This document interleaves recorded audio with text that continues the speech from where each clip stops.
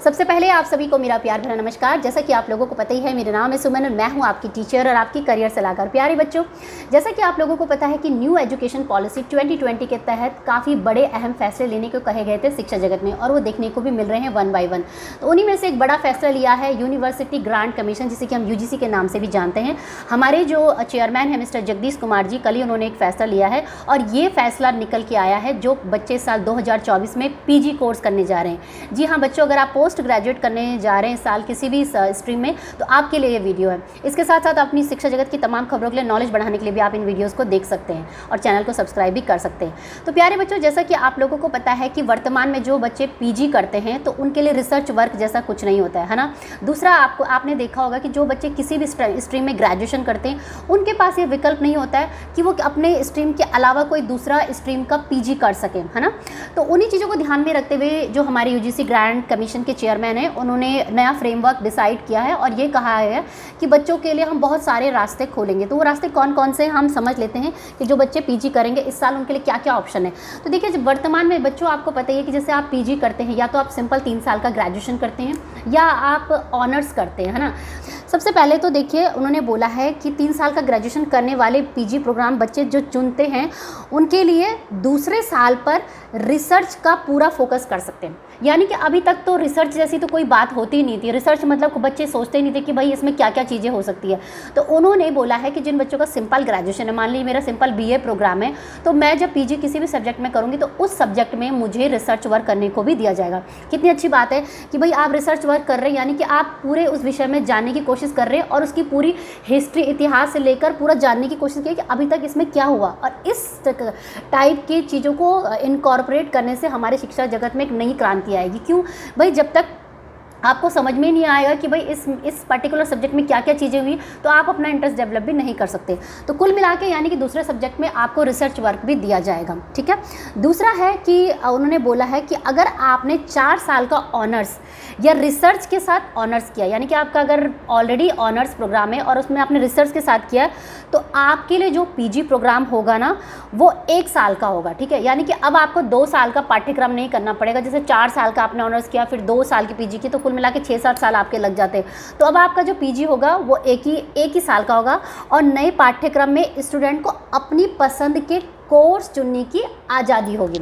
यानी कि जब अब नया पीजी का जो पाठ्यक्रम जो भी डिसाइड होगा उसमें आप अपने पसंद के कोई भी कोर्सेज चुन सकते हैं। अब ये नहीं डिस होगा कि जो सब्जेक्ट में आपने ग्रेजुएशन किया है या आप उसी सब्जेक्ट को चुन सकते हैं, ठीक है।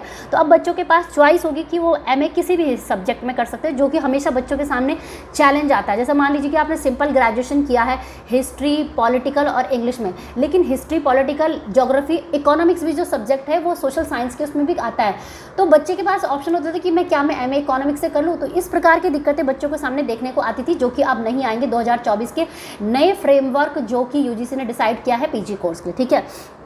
इसके साथ साथ अगर आपने प्रवेश परीक्षा पास कर लिया है, ग्रेजुएशन के सब्जेक्ट्स को हटा के सब्जेक्ट से, साथ ही ऑनलाइन ऑफलाइन दोनों किसी भी मोड में पढ़ने का विकल्प होगा। तो अब ज़रूरी नहीं है कि भाई आप ऑनलाइन ही पढ़ाई करो या ऑफलाइन ही, आपके पास विकल्प होगा दोनों तरीके से। इसके साथ साथ ये भी विकल्प होगा कि बीच में भी आप अपनी कोई भी कॉलेज या अपनी जो यूनिवर्सिटीज़ हैं वो बदल सकते हैं, ये यूजीसी ने बोला है।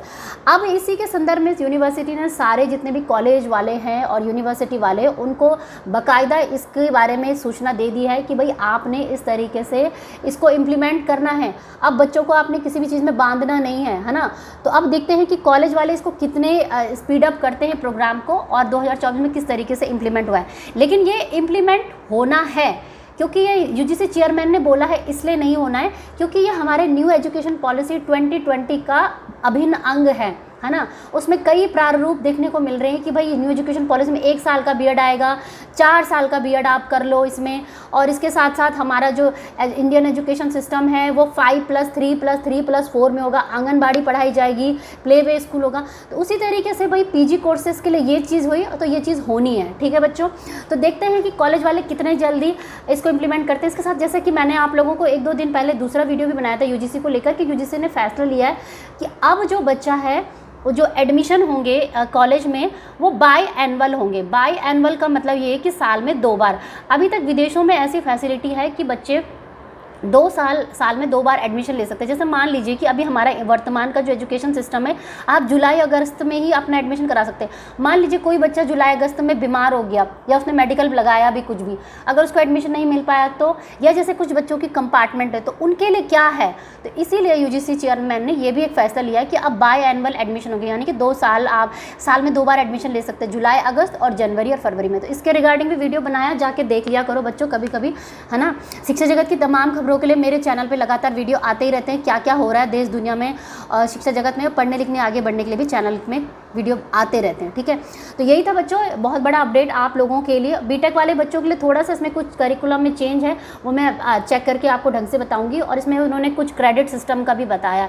तो जब पूरा मेरे पास PDF फॉर्मेट आ जाएगा ना यूजीसी का, उसके बाद ही मैं आप लोगों को बता पाऊंगी, ठीक है बच्चों। तो यही था इंपॉर्टेंट अपडेट आप सभी बच्चों के लिए यूजीसी की तरफ से, and I think it's a very good decision has been taken by the UGC chairman and UGC team. So thank you for watching this video and I look forward to see you in my next video. बस video को देखने के लिए बहुत बहुत धन्यवाद, और मिलेंगे मेरे कुछ नए अच्छे इंटरेस्टिंग वीडियो के साथ। तब तक के लिए जय हिंद, जय भारत, धन्यवाद। सत्यमेव जयते, धन्यवाद, जय हिंद।